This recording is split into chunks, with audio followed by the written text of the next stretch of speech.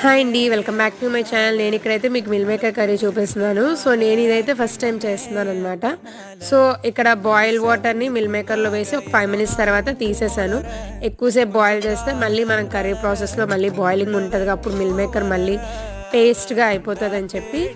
And next నేను ఇక్కడ తాలింపులో జీలకర్ర, ఉల్లిపాయలు, పచ్చిమిర్చి, టమాటో వేసుకుంటున్నాను. మీకు పేస్ట్ కన్సిస్టెన్సీలో కావాలంటే అలా కూడా వేసుకోవచ్చు.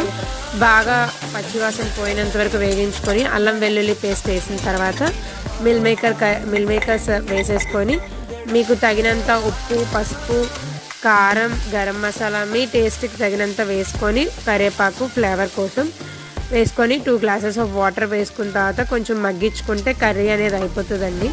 సో మీలో ఎంతమంది మిల్ మేకర్ కర్రీ అంటే ఇష్టం అండ్ ఇంతవరకు ఎవరైతే ట్రై చేయలేదో కామెంట్ బాక్స్లో కామెంట్ చేయండి. Please subscribe to